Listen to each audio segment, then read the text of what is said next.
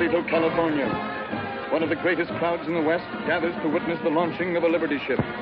There is something about this crowd, as there is about this ship, that is different from any other. Something you cannot see, yet something that all who are assembled here can feel.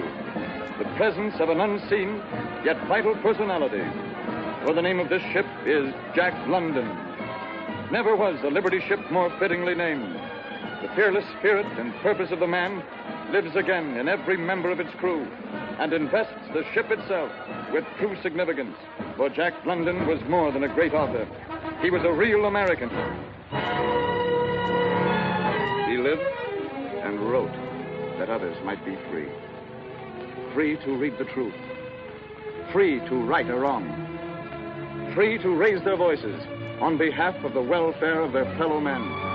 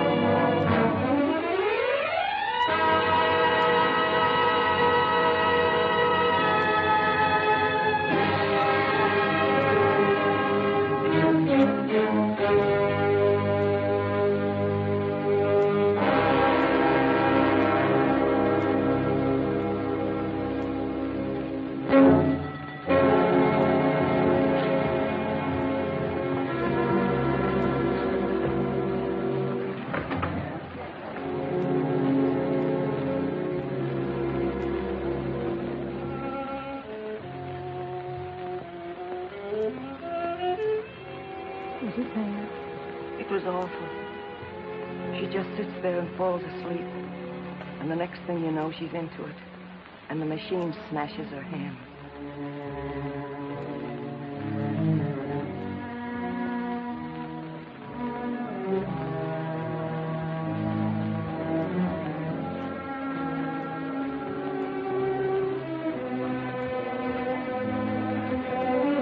Come on, all of you. Everybody back to work.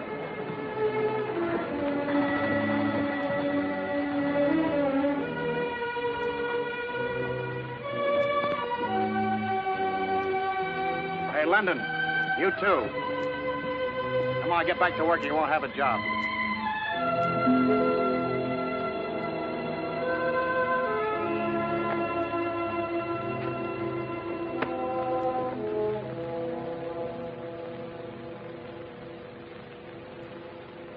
It could have been my fingers just as easy as that girl's.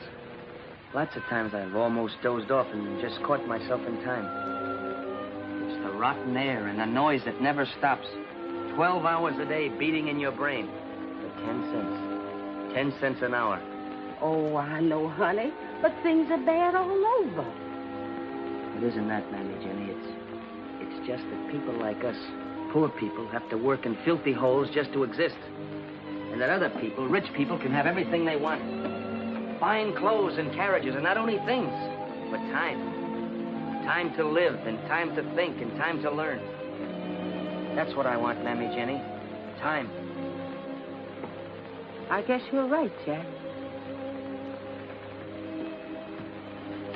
Mammy Jenny, have you got any money? Well, I've got some. Some I've been saving. Would you lend it to me? What for? I want to get myself a boat.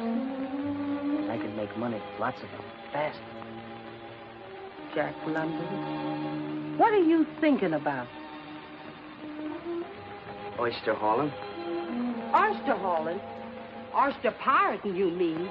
I wouldn't stay at it long, Mammy Jenny. Just a few hauls, and I'd have enough money to last me 3 months. A whole year, maybe. Then I'd be free to get some schooling. Don't you let me hear you talk like that. I helped to bring you in this world. And I want to see you grow up right so you'll mount to something. I ain't going to help you get in no trouble. I don't want to get into trouble. I'm trying to get out. Is it wrong to want to fight your way out? I'd pay you back. Every cent, more even. Oh, it ain't the money, darling. You could have all I got. But I couldn't sleep nights worrying over you.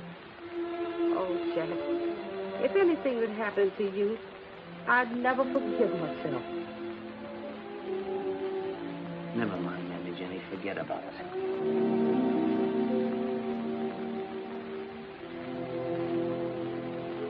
$170, $180, $200, $220, and 5 makes $225. And you get bargain move here.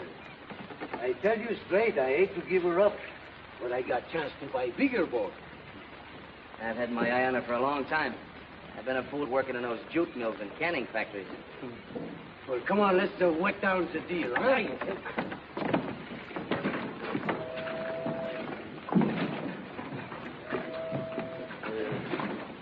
Oh, Mamie, get your stuff off that boat. Meet me on the Reindeer.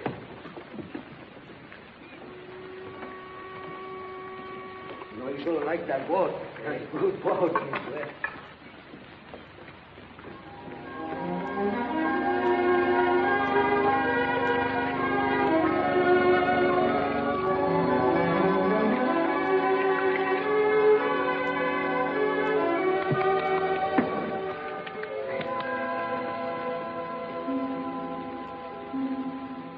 Hello. What are you doing here? Fell asleep below. You going in with French Frank? What's that got to do with you? Nothing. Only there's an awful lot to learn about oyster pirating. Who taught you? My brother. He was the best of them. Till he got a bullet in him. You're sort of young looking to be getting a bullet in you. Well, that's the chance you take. Hey, you shouldn't go out tonight. Why not? With the moon up? Oh, I'm not going out for ravens. Just like to try her out, huh? That's right. When you get a boat of your own, it sort of makes a man out of you, don't it? Sure does.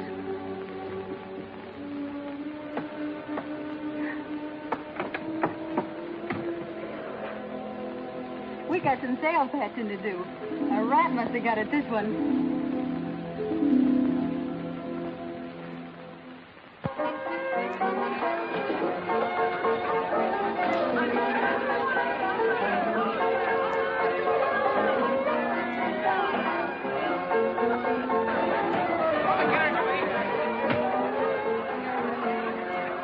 Hey, there's Scratch Nelson.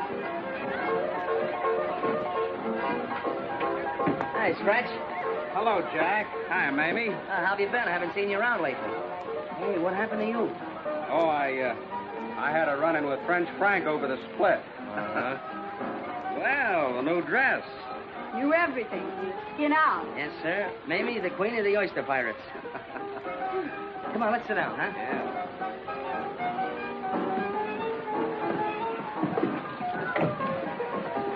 Hey, Jack. You know, I was just wondering, how's about me coming in with you? Why, sure, Scratch. We make enough for a three-way split. Be glad to have you. Only you better talk to my skipper here. Well, what do you say, Mamie? Sure. Why not? Then I'd have somebody to chew the fat with when Shakespeare is writing one of them yarns of his. Hey, Curly. Double drinks all around for my new partner. Coming up, Jack. We'll have a real blowout after our first big haul.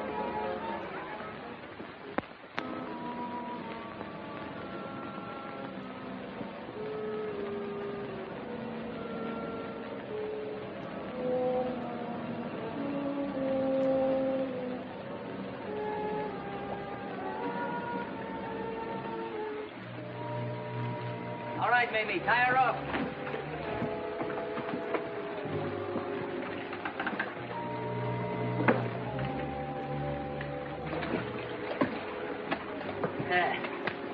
Well, we're in first again, Scratch. We ain't been second yet. comes Francie. Coming in on a drag anchor.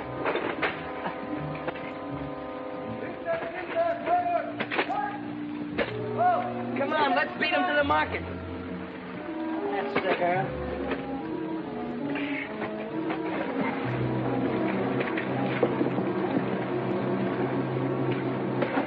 Keep up, boys. What do you think?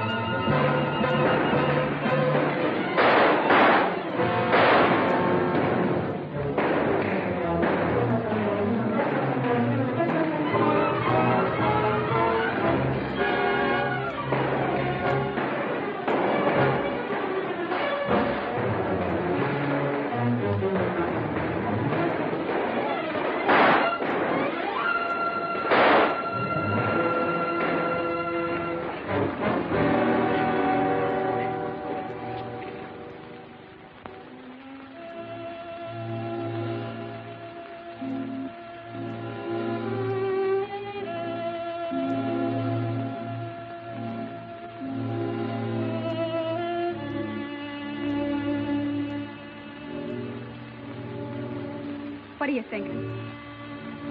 I'm thinking that one of these days it's going to be me laid out there on a slab, like a hulk, a dead fish, or worse, a 10-year prison stretch. Life, maybe. Let's go someplace, huh? I can't. What are you going to do? I'm through with this rotten business. Oh, don't talk like that, honey. You're just downhearted. Now, what happened? And losing your boat. Isn't that? I'm through. What about me? You gotta choose for yourself.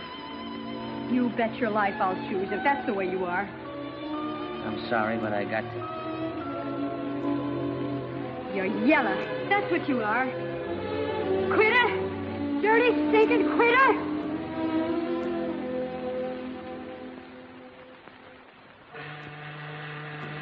$30 monthly pound. Sign here and make your mark. $30 monthly pound. Sign here and make your mark. $30 monthly pound. Sign here. Well, Tom, old 48. Why, I thought you'd back on that farm. I didn't make it. I'll make it this time, though, you bet. How long is this cruise? About 7 months. The Bering Sea. Well, that ain't so long. That's right, Tom. That's right. $30 a month and pound. Sign your name. $30 a month and pound. Sign here. Make your mark. $30 a month and pound. Sign here. Name? Jack London. Experience? Not very much, sir, but I'm a good sailor. What are you signing on for? Able-bodied seaman. All right. $30 a month and pound. Sign here and make your mark. He writes fine, just like a girl. $30 a month and pound. Sign here and make your mark. $30 a month and pound. Sign here and make your mark. $30 a month and pound. Sign here and make your mark. $30 a month. How soon do we sail, Captain? Oh, you're anxious to sail, eh? Sure am. You just can't wait to tangle with them seals, huh? Down the forecastle.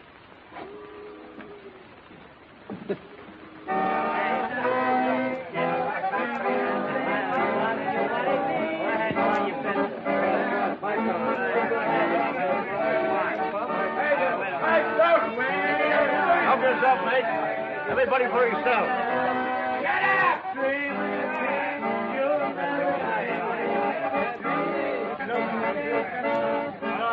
You're going to like this, old boat. I'm glad to be on it.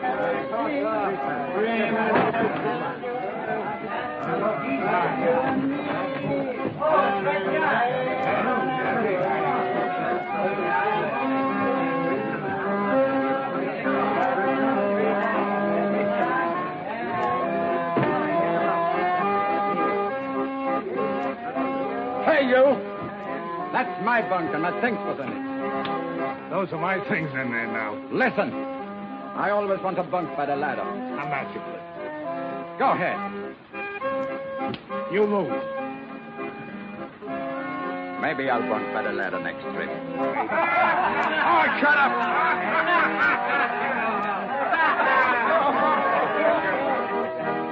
Well, if it isn't old 40 acres. You mind your own business. Keep your mouth closed. How is it found? Up!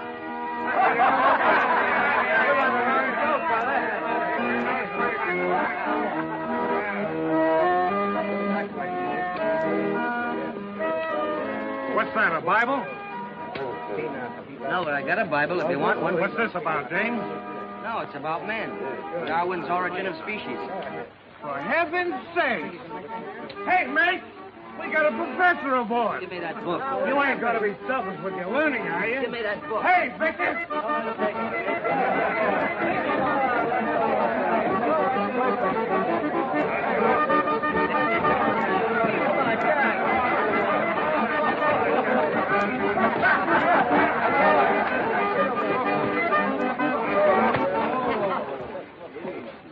That's something you won't get out of books. Why don't you leave the boy alone?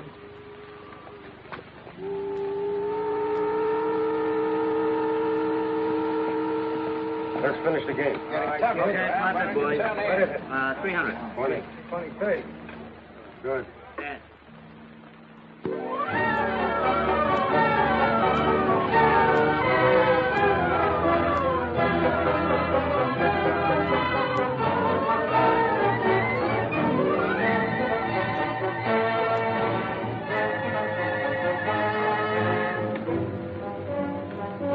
Shields ahead!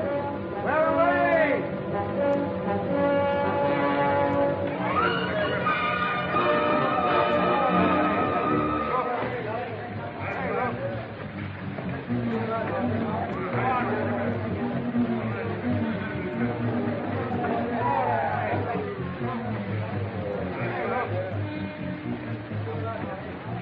Somehow it doesn't seem right, killing these poor innocent seals.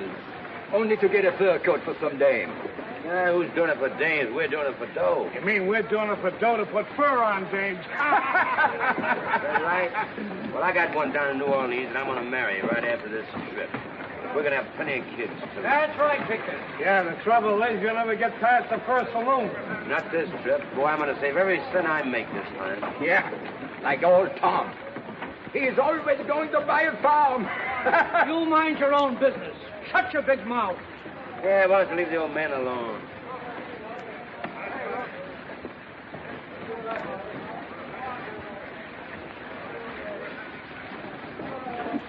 Hey, Victor, come here.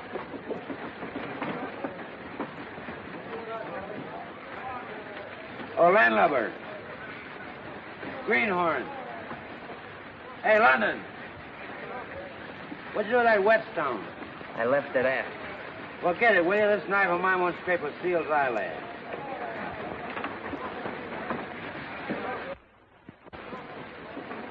I'm going to slip a seal on Jack's bunk line. Don't nobody say nothing. We're going to have a rip roaring time.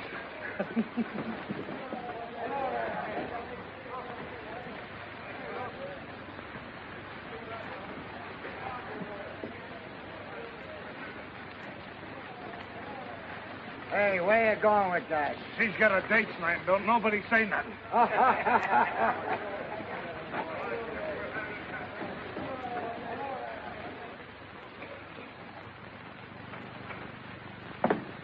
Pretty soon this dirty sealing business will be finished. Then we'll be heading for Yokohama. You ain't never been there, have you, Jack? And what's it like? Just imagine it was here, with a flock of geisha girls swarming all around. Geisha girls, huh? Just like any other girl, only better in some respects. That sure sounds great. I wish it would happen soon. It'll be soon enough. You got an experience coming that you'll never forget. Never. Sure sounds wonderful.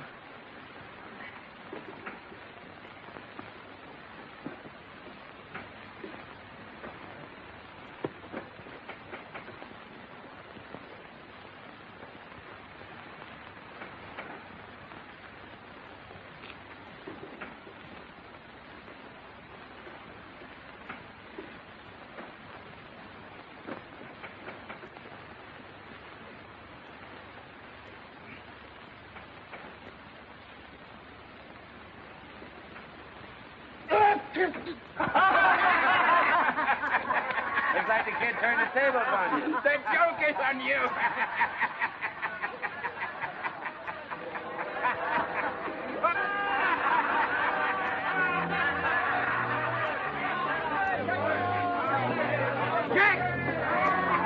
Better get out of here until he cools off.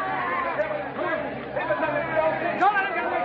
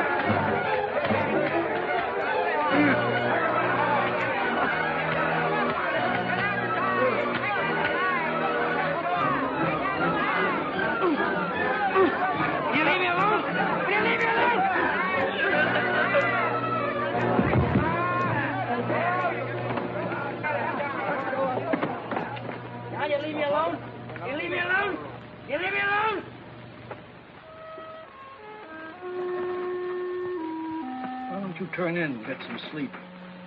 I just want to set something down. Not a man, but a beast. A wolf. A sea wolf. That's what we all are. But it's the sea that makes us that way, son. Cooped up here like a lot of animals, doing the same thing day after day, thinking the same things night after night. No wife, no kids, nothing. Just dreams. Pretty soon we'll be back where we started from. And then you'll see. The big pail will go in the night. And the dreams will go in the night, too. Then we'll sign on again and it'll be the same thing all over. Not me. I'm going to be a writer. What are you going to write about? About all this, I guess. Only sometimes I worry about words. I don't know enough about words. Well, keep digging, kid. They'll come to you. And when they do, weave them. Make everyone count. I don't know anything about writing stories, but it seems to me it ought to be something like, well, like making a good net. Make every string and every knot mean something. When you've got them together, make them hold. Make them strong. I hardly ever went to school. And there's so much I want to learn. Well, keep after it, kid. Just steer a straight course. Keep that slushlight burning.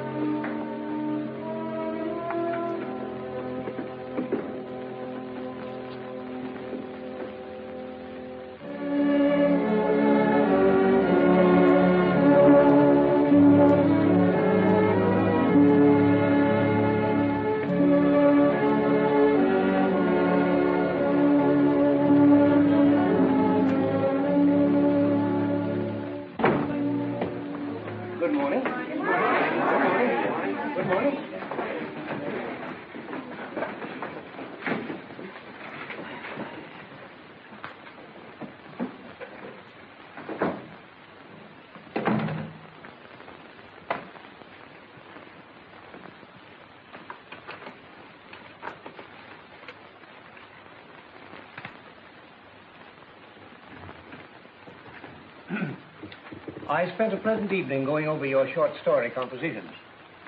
As usual, I have selected examples from the submissions. And as usual, the authors shall remain anonymous. So if the shoe fits, you can hide your consternation behind a poker face.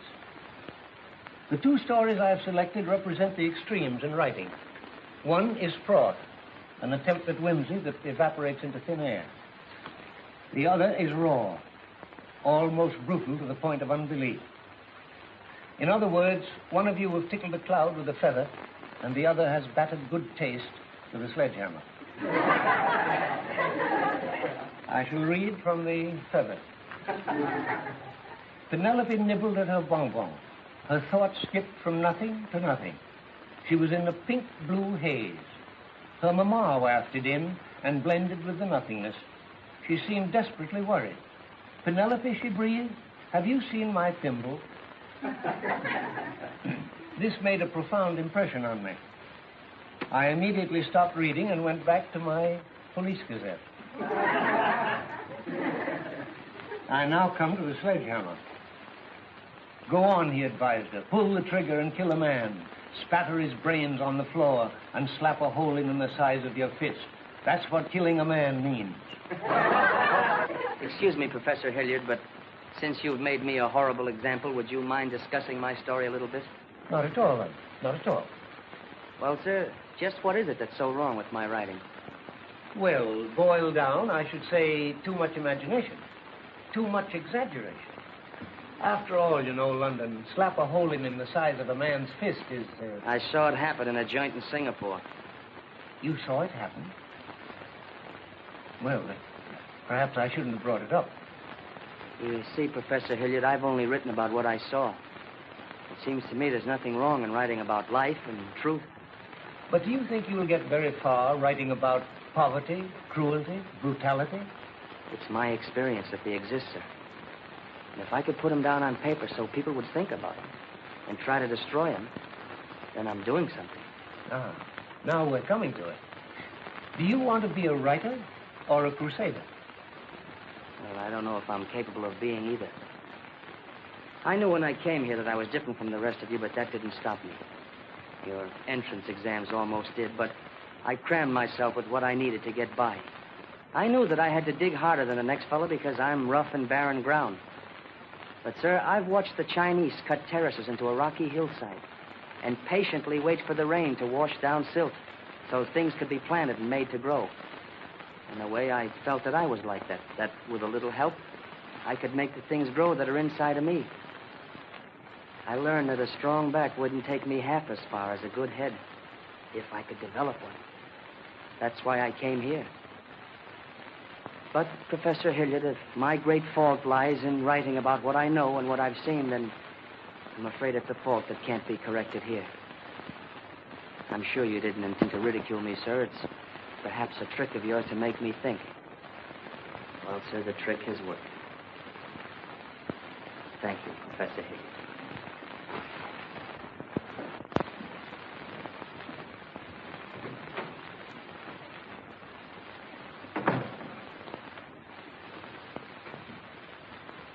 You have just witnessed an unusual display. Unusual in that we so seldom meet with it today. The uncommon thing called courage.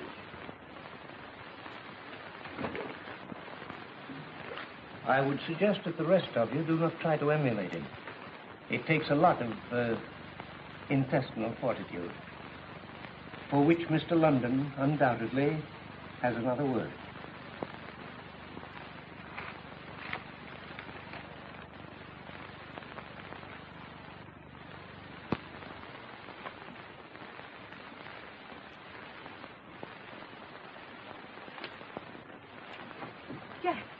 Jack, darling, what's wrong? You in trouble? No, Mammy Jenny. I sent for you to help me pack and store some things. Pack and store? What are you talking about? I'm going away, Mammy Jenny. I don't know when I'll be back. Oh, quit being foolish. What about your schooling? What about your writing? There goes most of it. You mean you burning all them stories you done wrote? And rewrote, Mammy Jenny. Not all of them, though. I'm saving some. And one of these days, when I'm successful, dig them up out of this trunk and dust them off and send them to the same editors who are turning them down now. They'll buy them when I'm famous and write to tell me how good they are. But, Jack, you got me all mixed up. First you sweat and you grub and you work yourself sick so as you can go to school and learn to write. And talk it, just like that. And say you're going away. Where are you going? To the Yukon, Mammy Jenny. Yukon? Where's that? Up north in Alaska. What are you going up there for? To get some money, Mammy Jenny. There's been a gold strike. And with a little luck, I can hit it. And I won't have to worry. I can sit tight and study and read and write what I want to write. Not what a lot of editors and professors expect me to write. But how do you know you can do better up there than you can do here? And how are you so sure you ain't biting off more than you can chew? I got as much chance as the next fellow. You don't understand, Mammy Jenny. I just can't stay around here and be cramped between the jaws of a vice. I've got to get out. I've got to get away. Oh, I just wish I could be sure you wasn't jumping yourself out of the frying pan into the fire. It's so easy to do, Jack. But there's very few people that can jump out of the fire back in the pan again. Nothing could be as bad as the fire that's burning inside of me now. It's trying to burn through. It's got to burn through. Someday, Mammy Jenny, maybe you'll know what I mean. Someday, maybe a lot of people will know what I mean.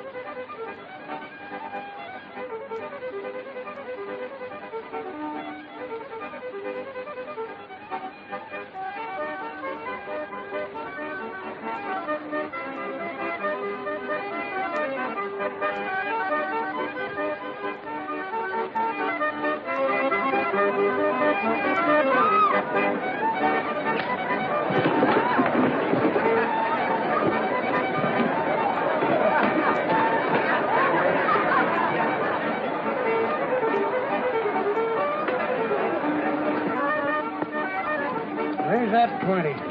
Make it 50 more.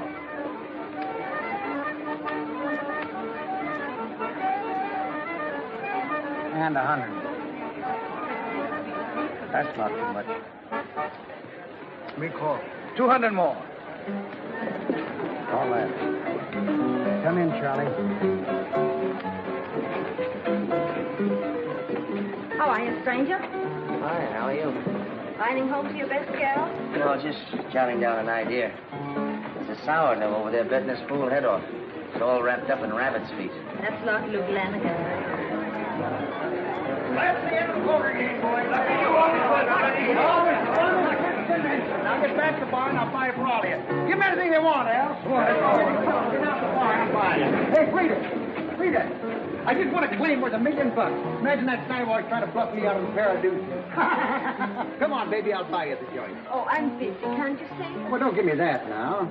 Look, rabbits. You promised me if ever I won you... Let me go. You heard what she said, didn't you? Some other time. What happened? What'd you do? Boy, it's a good thing I blocked that. Oh, what's the difference? Come on, I just made $1 million. Everybody's the bar. Come on, let's have Quite a character. Say, where are you from? California. You from Spain? From Greece. Oh. The Isles of Greece, the Isles of Greece. Where burning Sappho loved and sang. You know your Byron. Say, what's the name? Frida Madu. Frida from Athens. Frida, do you remember these famous lines? Oh, maid of Athens, ere we part, give me back my heart. Why don't you stay here for a while? Rest up. We could have a great time together with Byron and Shelley. Well, maybe I will.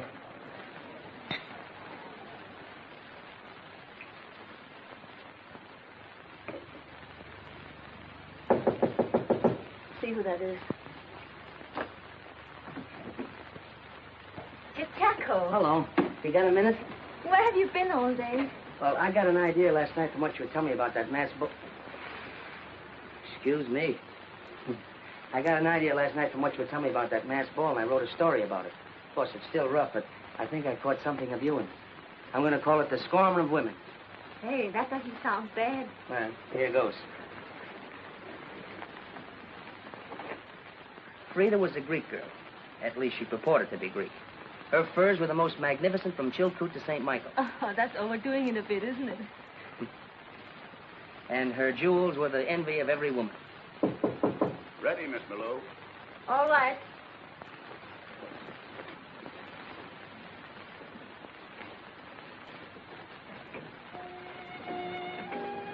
Are you going to come and hear my number? Sure. I want to fix this first.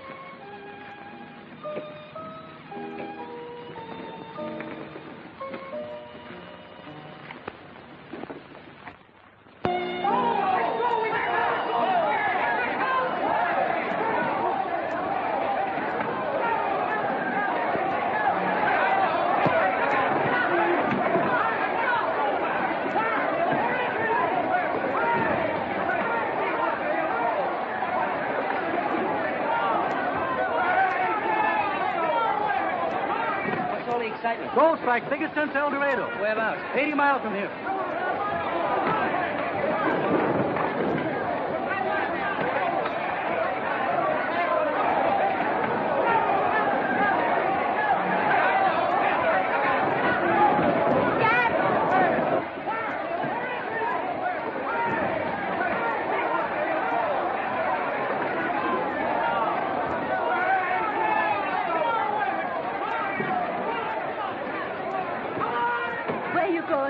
Been a gold strike 80 miles north of here. Oh, but you're not going, are you? Well, sure I am. Oh, listen to me, Chichaco. You haven't got a chance out there. I know this Yukon game. You'll muck in the grassroots till your heart breaks, till you rot of scurvy on the trail. I know, but... Believe me, in the end, the winner is the loser. All the money comes here. It stays here, right here in Dawson. Thanks, Frida. I don't think I'm cut out for this stuff. Oh, ideals. Listen, I gave up $1 million for you last night. Doesn't that mean anything to you? Everything beautiful. Oh, Chichaco. I'll think of you on the trail, Frida. Byron and Shelley under the stars. I wish I was back here with you.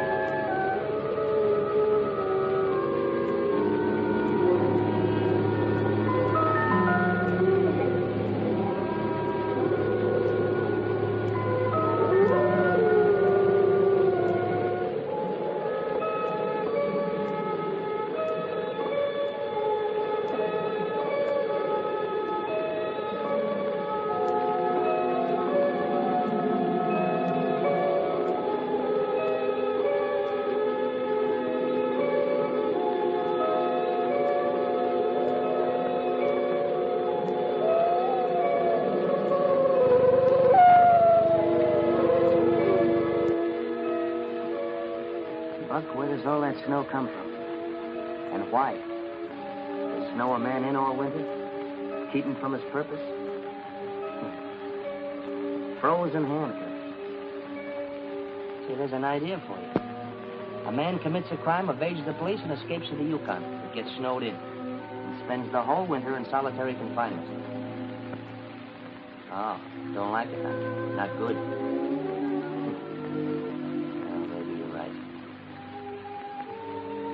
Well, let's light the lamp and spend a cozy evening working.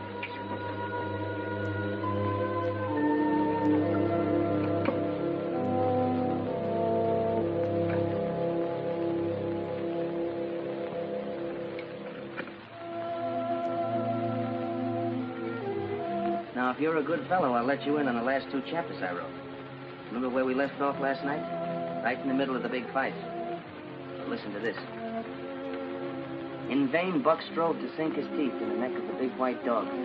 Fang clashed fang, and lips were cut and bleeding. But Buck could not penetrate his enemy's guard. Time and time again, he tried for the snow-white throat, where life bubbled near to the surface. Where life bubbled near to the surface. Not a bad phrase, then. What do you say? Hey, you, Buck. Wake up. Aren't you even interested in hearing about yourself?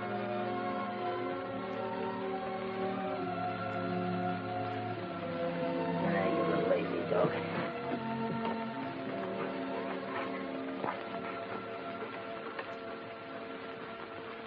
Say, where did you get that terrible scar? That must have ripped you wide open. Now, what a life you must have led, Buck. If you could only speak, what story you could tell. What a collaborator you'd be.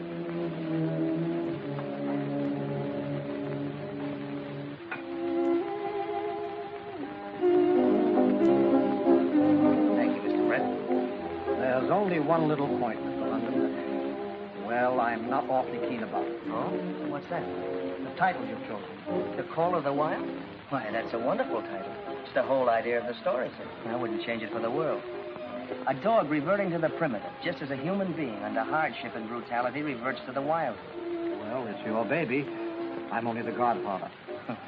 I'd like to change it for you, Mr. Brett, but that's its name. It was born that. All right, George. Thank you, sir. Well, shall we go? Sometime you must tell me how it was born. Writing like that doesn't come out of nowhere. It came out of the Yukon. And unless I miss my guess, it's going to mark a milestone in American letters. A story about a dog? A dog, huh? Here you are, Mr. Brett. Thank you, Jenny. That's what it's about, sir. It's about life. You said so yourself. It wouldn't surprise me if the critics hailed you as the Rudyard Kipling of this country. Kip? He's always been my idol. He was mine, too, until, well, quite recently.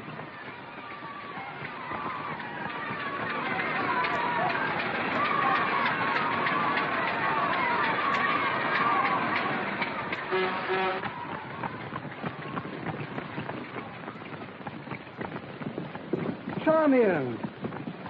Why, hello, Mr. Brett. Well, you two must know each other, of course. No, I'm afraid not. Let me introduce you, Miss Charmian Kittredge, and my favorite author, Mr. Jack London. How do you do, Miss Kittredge?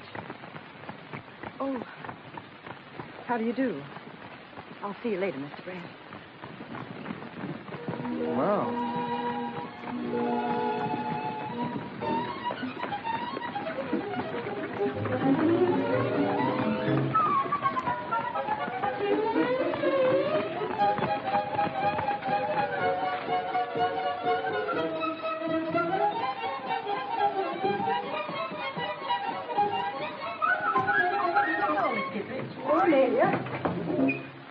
Beg pardon, did you wish to see someone? You must excuse me for trailing you here, but I had to ask you an important question. It just couldn't wait. I can imagine why you're really here. I want to apologize to you, Mr. London. Apologize? Yes. I was in such a hurry to... I'm afraid I was a little abrupt on the street just now. Abrupt? I'm glad you didn't notice it. I have to get to work, but I'm happy you gave me this chance to explain that I didn't snub you purposely. Of course you didn't. Why did you snub me? Purposely? But I assure you I didn't. You snubbed me. Purposely. Believe me, Mr. London, I didn't. Purposely? But everyone says you're going to be a gold mine to the firm. I wouldn't dare snub you. What would Mr. Brett say? Purposely. Mr. London, if you're not going to believe me... Pardon me, Miss Kittredge. Mr. Brett wants to see you right away. And may I offer a couple of words of advice? What? Don't go. No, you stay here. Let me go. I'll explain to him and tell him it's all right as far as I'm concerned. Thank you, Mr. London, but I happen to be quite capable of taking care of my own affairs.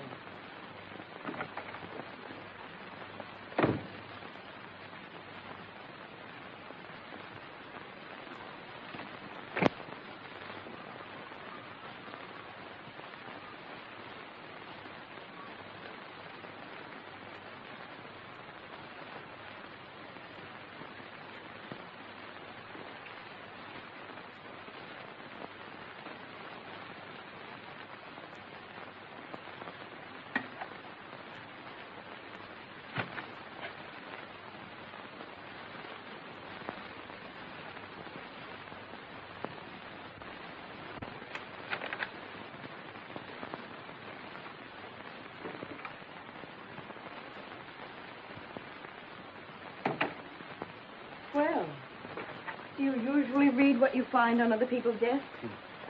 I have no compunction about reading my own manuscripts. But I do wish you'd consult me before making additions. Additions? Yes, for instance. Once in 10,000 times, a manuscript appears from an unknown author, which is a masterpiece. The Call of the Wild by Jack London makes a reader's life worth living at last. Thank you, Miss Kittredge. P.S. Unless you want to lose your favorite reader, never introduce me to Mr. London. If he's anything like his book, my heart will stand still when I meet him. I wish you'd go. Did Mr. Brett rake you over the coals? No, it isn't, Mr. Brett. It isn't you. Maybe it's myself. I don't seem to know what I'm saying, do I? I guess I'm babbling. Mr. London, I assure you I'm not this sort of person at all. I don't know what kind of a person you are, Miss Kittredge. But I do know you're a person.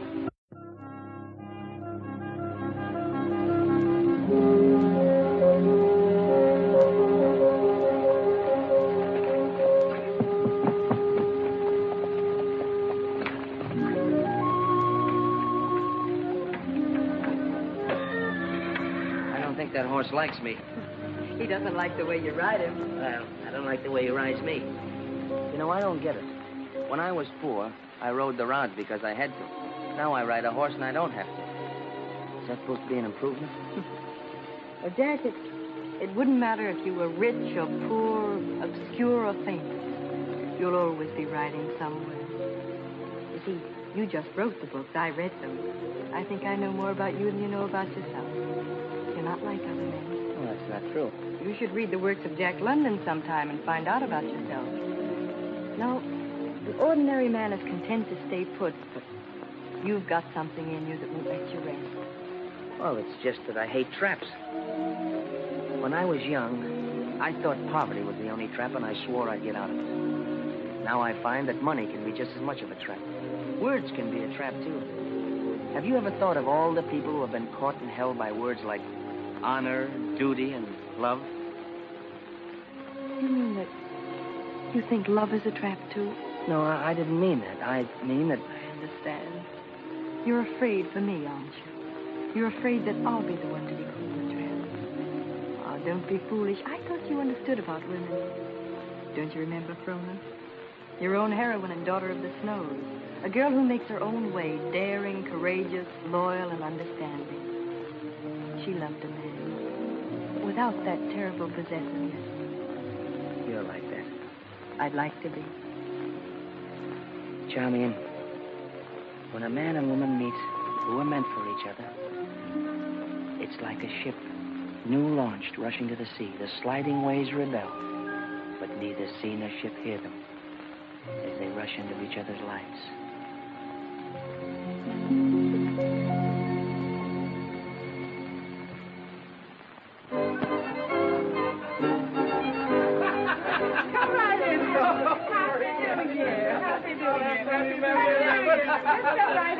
Happy New Year, Mammy. Happy New Year to you. Here's a special Happy New Year for you, Mammy. Thank you, Captain Allen. Thank you. But ain't you a little mixed up with Christmas? Oh, this is a different kind of Happy New Year, Mammy Jenny. It comes only once every 100 years. Happy New Century, you mean? That's right, yes. Oh, I can't wait to see what I got. Oh, that's beautiful, Captain Allen. Just beautiful. Now, if you're good, I'll be back with the maid to that in 100 years. Oh, no, sir, Captain Allen. In 100 years, we both going to be wearing golden slippers. I hope.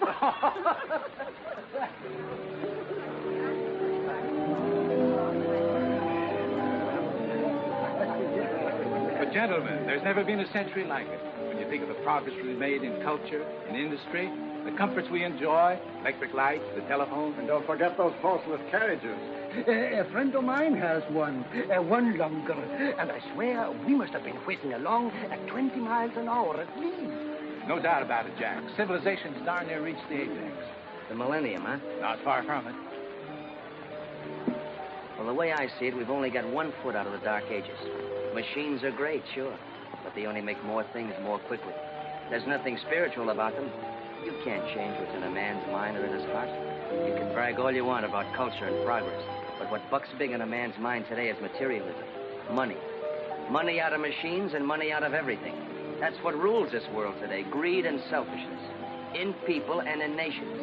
And before we get through, instead of a millennium, we'll be ringing in a century of tyrants. Oh, Jack. You pessimist. Right. Good evening, Mammy Jenny. Good evening, Mr. Brett. Happy New Year. Happy New Year to you. How do you do, Mr. Brett? Glad you could come. Hello, Jack. Jack, I took the privilege of bringing a friend of mine, Mr. Kerwin Maxwell. How do you do, Mr. Maxwell? Mr. London, I've been wanting very much to meet you. Well, thank you, sir. Oh, I'll take those, Mammy Jenny. Now you can go back to your decorating. Yes, you're having quite a shindig, aren't you? Yes, why don't you go in? You know everyone. Well, Jack, Mr. Maxwell would like a word with you privately. Something rather interesting. Oh? You'll forgive my barging in on your party like this. That's quite all right, sir. Glad you could come. Sit down. Well? No, thank you, sir. I'll stick to these. What I want to talk to you about won't wait. Oh? What is it? How would you like to cover the Boer War for my paper? The Boer War? Yes. Well, there's nothing I'd rather do, but I've never done any newspaper reporting, much less war reporting. Very modest, Mr. London, but I've read your stories. You have the gift of setting down what you see. That, in my opinion, is the quintessence of good reporting. Oh, thanks. Thanks very much. You'll have to leave immediately for London. From there, you go to South Africa. What will you say? I'd like to, but... Will you excuse me a moment?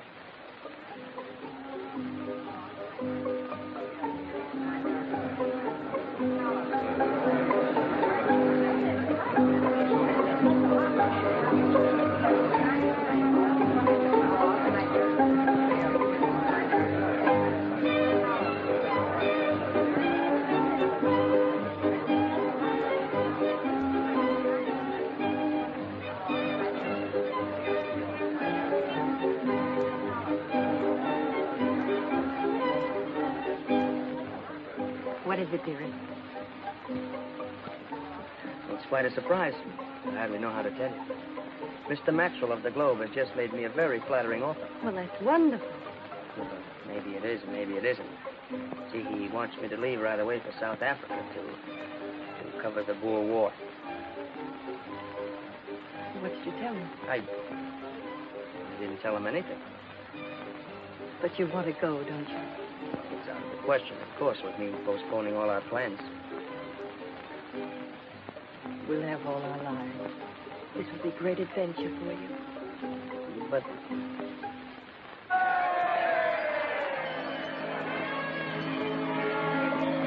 Happy New Year. Sweetheart.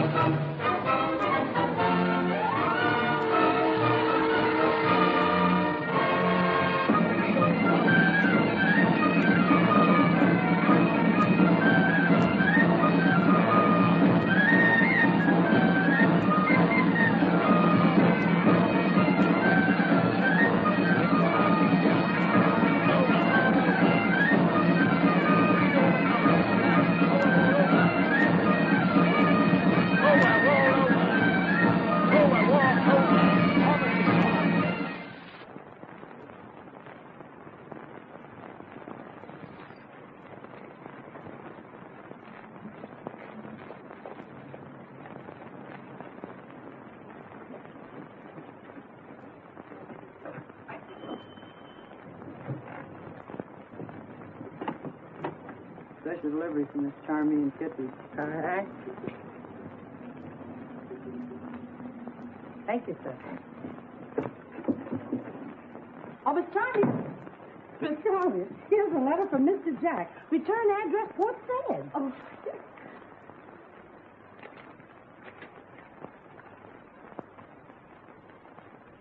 He's on his way home. Do the 16. But today's the 16th. It sure is. Well, lay out some things, Mammy Jenna. Yes, ma'am.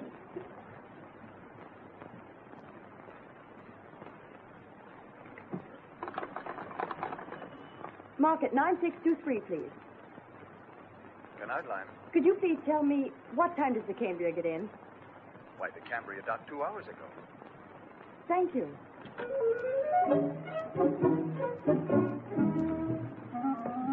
won't have time to change, Mammy Jenny. The boat docked 2 hours ago. For goodness sake. Just give me my cape. Yes, ma'am. And my gloves. Yes, ma'am. Oh, and Mammy Jenny, don't forget my purse. Yes, ma'am. Oh. Thank you. You're welcome.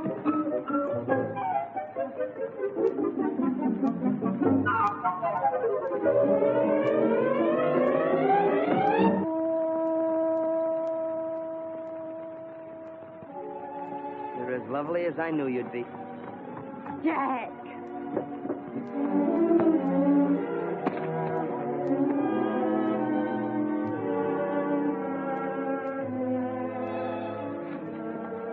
Oh, Jack. Oh, Jack. Beautiful. I got that at a bazaar in Benares. To tell you the truth, I wasn't going to buy it, but you put up such an awful fuss. Everywhere I went, you were right there beside me. And now you're really here. It keeps. Nothing will ever take me away from you again. Nothing. You still want to marry me? Tomorrow? And tonight we celebrate.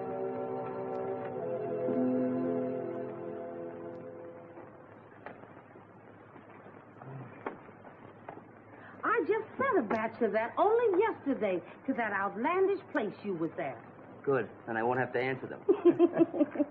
Mr. Jack, here's a telegram. A telegram? Yes, I just come for you about an hour ago. You want these, Mr. Jack? No, thanks, Amy. I won't do it. I won't do it. I tell you, I won't go, Mammy Jenny. I won't go. But this has got to be the last. It's past closing time. You would have had me lose my license. With Mike, we gotta settle this first. There's only one way to settle it. I've been telling you all evening. Get married and raise a house full of kids. Well, how can I do that with a war breaking out? It ain't our war. We ain't even in it. But I'm in it. They want me to leave in the morning for Japan. A lot of correspondents are going. Jimmy Hare and Fred Palmer and Richard Harding Davis. Oh, I've never seen a war, Mike. You can live your whole life and never see a war. Sure. But what beats me is, if you're brave enough to face a war, why can't you face her and tell her you're going? Mike, in a war, you got a chance. But with a woman? Yeah, I know. You lick before you start. But I gave her my word of honor. And if you go, you lose her. And if you don't go, you lose the war. That's right. That's what I've been telling you all evening. Then we're right back where we started.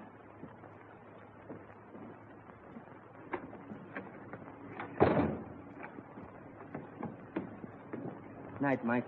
Thanks. You've been a big help. Better stay home, Jack, and raise them kids. Now, don't start that again.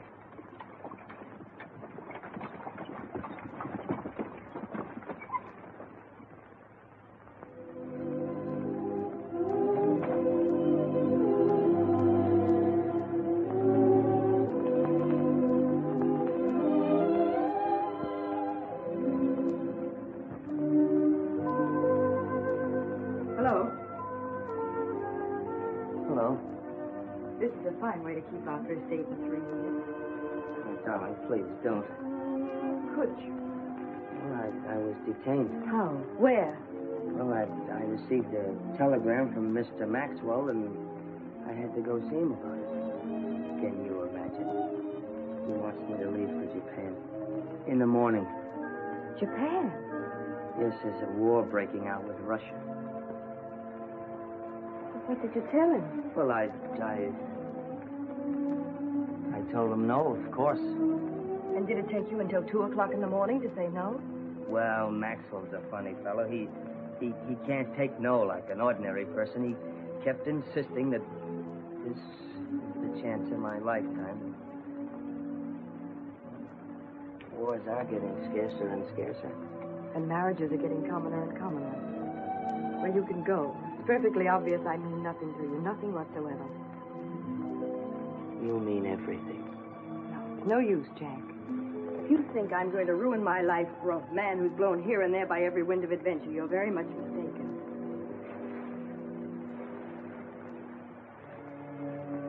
I won't let you go. Even if I was a little tempted by Maxwell's offer, which I don't admit. You come first. I love you, darling. And I swear I'll never think of leaving you again. Promise? My sacred word.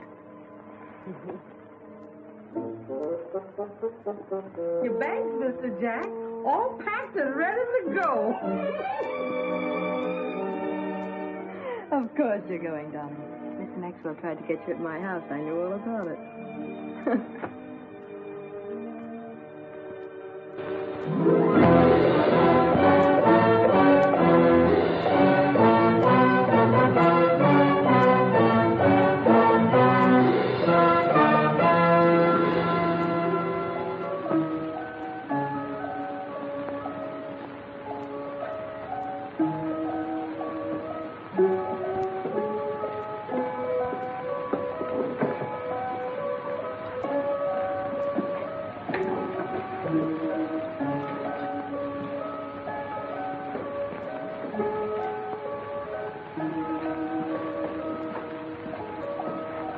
They're certainly breaking their necks to make us comfortable.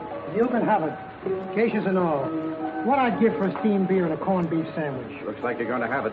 They're concluding peace negotiations right now. 7,000 miles to Tokyo, and nothing to show for it but a nice hot belly for washing rice down with sake. You can't tell. As long as those skirmishes on the Korean border keep up, there's They no don't telling... mean a thing, Dick. Just saber rattling to scare the Tsar into conceding some point or other. Maybe. Well, I'll string along with Davis. Russia doesn't want war, that's a cinch. And if these boys want peace, why are they sending troops into Korea? Who said they are? I say they are. I was down at the waterfront this morning. 大国の安類たちよ、朝日の国があぐろう。乃木大将はこのパッキンを奉した。その軍隊は撤退する。 Make it out. 海軍大将 You know what he's talking about, Dick? No, I don't get it. ロシアの全艦隊を撃沈した。みんなすぐ結局者へ行け。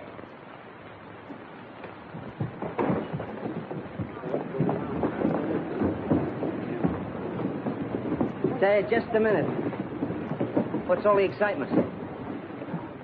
I have the pleasure to report that our honorable Navy has just sunk the Russian fleet at Port Arthur.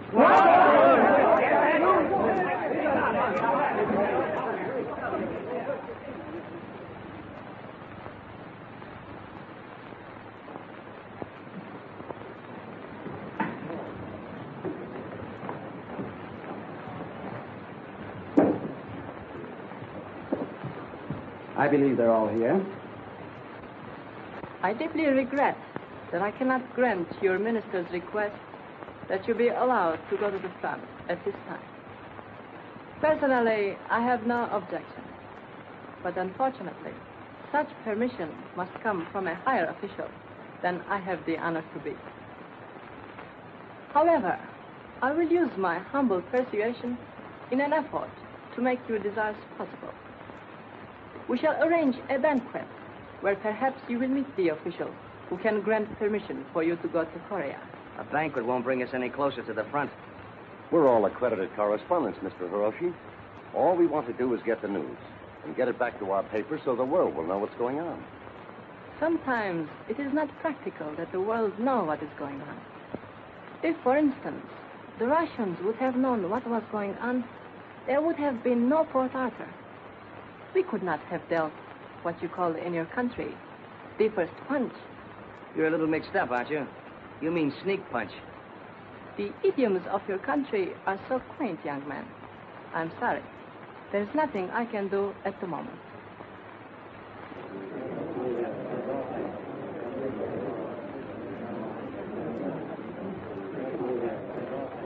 is that young man? One of our new writers. Very brilliant and very popular. Yes. It will be very interesting to follow his career.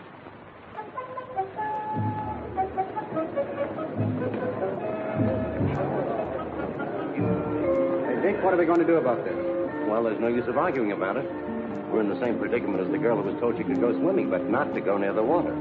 Well, I'm going near the water. I don't care what that little sawed-off runt says. Permission or no permission, I'm going to Korea. Jack, that's being plain bullheaded. I've been in the game too long. You can't get out of Tokyo without official sanction. Dick, I'll bet you $100 I can get to the front. I'll bet you $100 you won't. You're on. Hey, Jack. Good luck, Jack. Good luck, Jack.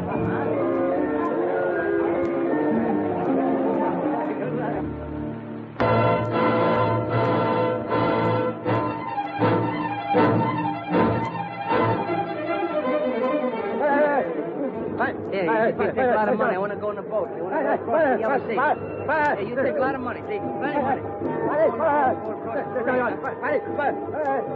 have the money, huh? Across the yellow sea, huh? What? Hot?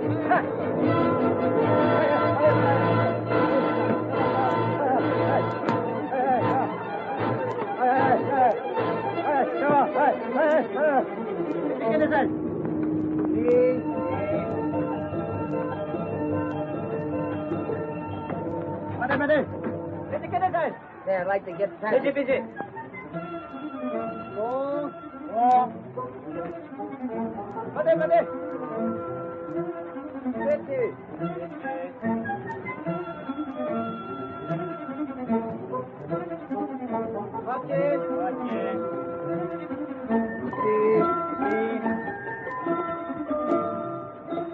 Look, I'd like to get passage on one of those sampans across the yellow sea. No can do.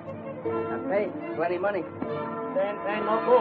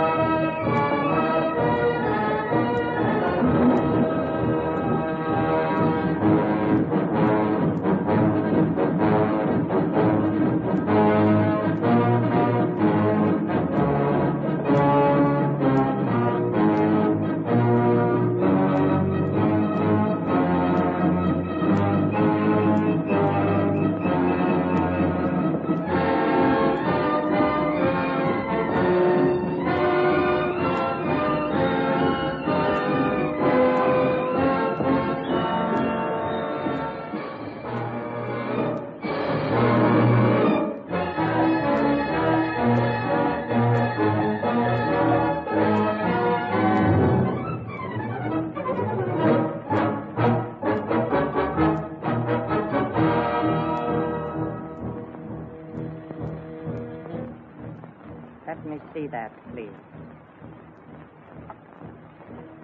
I'm an American war correspondent. Yes, but this is a forbidden zone, and pictures sometimes fall into the wrong hands.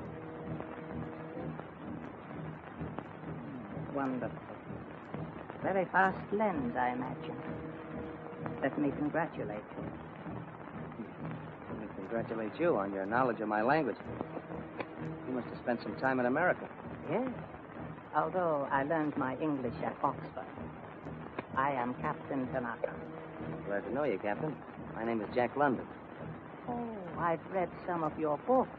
Very good, too. Well, thank you very much. Now you know I'm not a spy. Where are you going? To the front, if I can persuade someone to give me permission. Perhaps I can arrange it. Meanwhile, it will be a great honor to have you as my guest. Come along.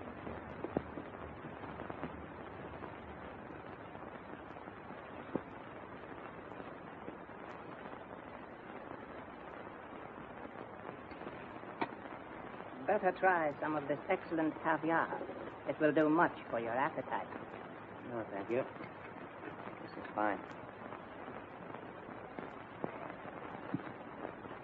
This is a nice, cozy place you have here, Captain. I believe in comfort, Mr. London.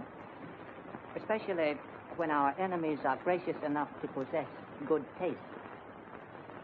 As we go deeper toward Russia, I expect to add to my collection.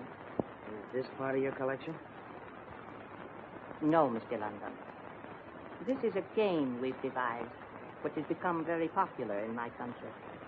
We call it Sinonde. Sinonde? Literally, that means patience.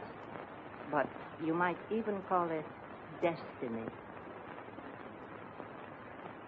Now, this little contrivance here, I call Yongencha, the prophet, since it foreshadows coming events.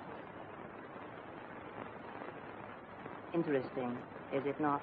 Yes, very interesting, Captain. You see, Mr. London, this is not only the rising sun. It is also a wheel, the center, or hub of which, is Japan.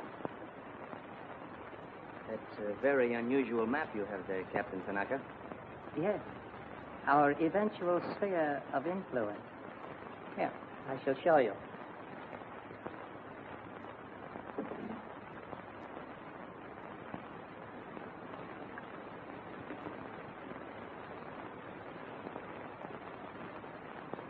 You will note that the spokes radiate in all directions from the hub from which they naturally emanate, and to which, perforce, they must converge.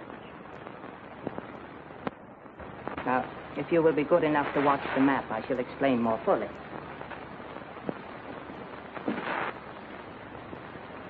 Here is the theater of our present operations. But tomorrow, as you shall see, we will have crossed the Yalu River. And soon we'll have all of Korea. A stepping stone to Manchuria. Manchuria? And then Mongolia. A land of milk and honey. 200 million tons of timber. 1 billion tons of iron. 2 billion tons of coal.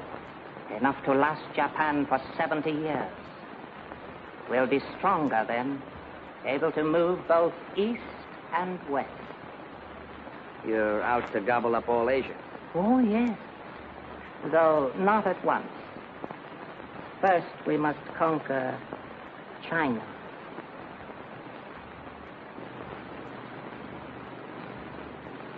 It sounds a little bit incredible. But entirely logical, I assure you. Oh, won't you be seated, Mr. London? Thank you. You see, a policy of peace is quite impossible for Japan. England can afford to pursue peace and develop trade relations because she has India and Australia to supply her with foodstuffs. So can America because of South America and Canada. But in Japan, our food supply decreases in proportion to our population, you understand. If we merely hope to develop trade, we shall be defeated by England and America. In the end, we will get nothing. That is a mathematical certainty. We've got to control China. But in order to control China, we will have to crush your country and England. That may take many years, of course. 50, 100 perhaps. But it has all been carefully planned. Scientifically. The rising sun has a destiny. Her expansion is inevitable. This, the taking of Korea, is only the first step, the first act of the drama. But the play is on. The curtain is up. And it will ring down, you'll see, upon a Japanese world.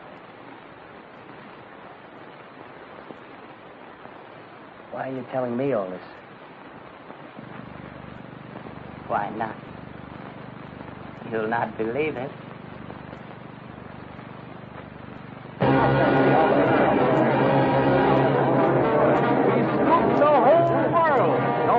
Has it? Not even the European paper. Wait a minute, boys. If you want to hear some good reporting, listen to this. I knew you'd do it. I knew it. Isn't it wonderful? Read it, Mr. Wayne. Jumped the gun on it. Well, he said he'd do it. Just a cub reporter at that. You know what I suggested? Yes? That we draw up a petition to the Japanese government, protesting, demanding that London be ordered back from the front, or else that we be granted instant permission to leave. I second that idea. We'll all sign it. You write it out, David. I'm as mortified as the rest of you celebrated war correspondents. Being scooped by a novice. As a matter of fact, I should feel worse having lost $100 to boot. We all had the same chance to get to Korea, at the risk of our lives. To my mind, we should draw up a commendation to a very courageous newspaper man. I suppose you're right, if you look at it from that point of view. I propose a toast. As a matter of fact, I read it in one of London's books. Here's to the man on the trail this night. May his grub hold out. May his matches never misfire. I'll drink here.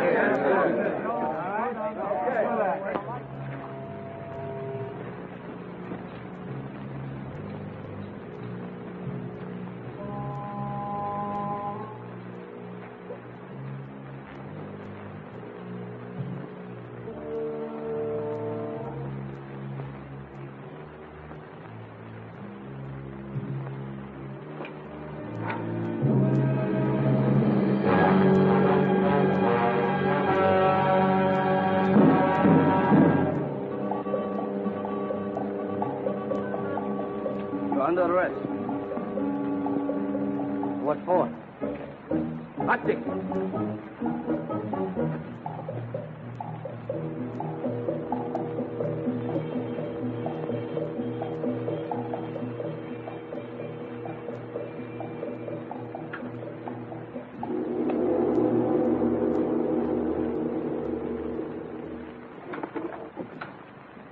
Hey, that's up. Yes, sir. Take off a hat. Oh, sorry. Tanani kitaka kitakolan. Here. How did you get to Korea? By Santell, across the Yellow Sea. Nihashi imuta hata. Tanani Chimopo. Jata. How did you get past Chimopo? Through the courtesy of Captain Tanaka. Tanaka. Tanaka. Also you. Do not believe you. Well, why don't you ask Captain Tanaka? Why did you take pictures in Nagasaki? Why did you take pictures in Nagasaki? I was never in Nagasaki. Inoda-san, Nagasaki Kishon-san. Also you. Japanese custom different from American. Therefore, you must not tell any lies. Ikito? Yes. General, it's all true. Good, good. You stay in the jail. Hey, now, wait a minute. You can't do this.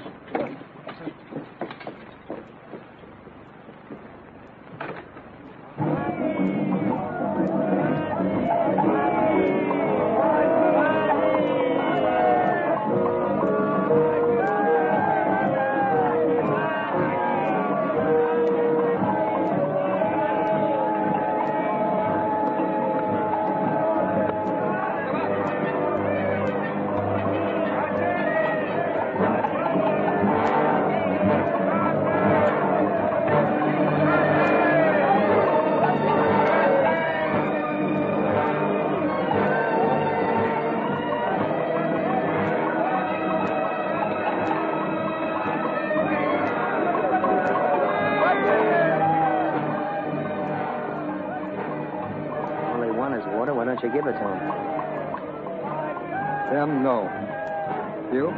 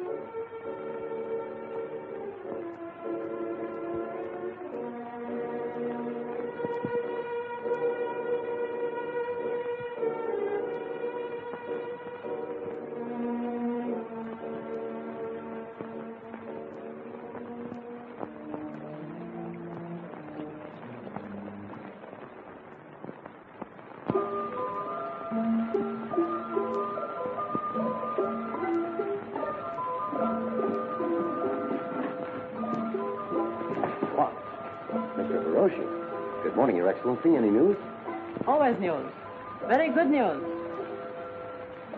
Oh, about that writer's friend of yours, Jack London. Yes? No wonder he was so anxious to get to the front. Why? He's in jail in Pyongyang. He turned out to be a Russian spy.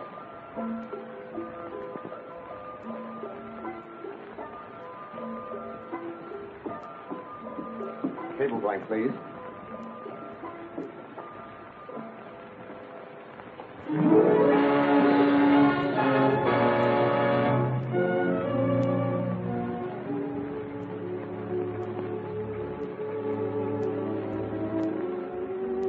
Japanese ambassador, Mr. Takahiro. You wish to see me, Mr. President?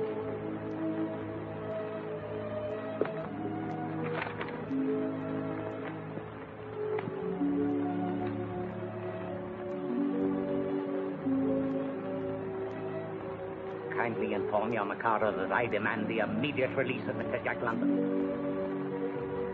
I'll convey your suggestion, Mr. President.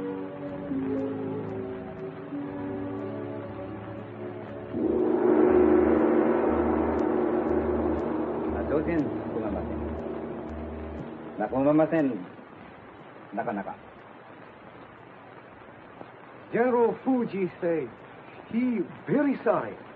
His most honorable ancestors very sorry. Me very sorry too. Sorry you have been detained.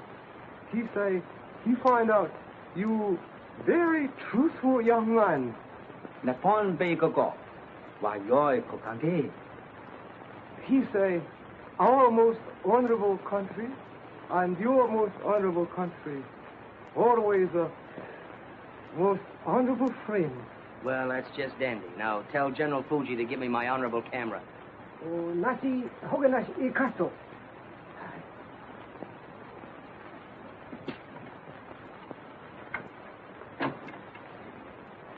Arigato. Nakanaka.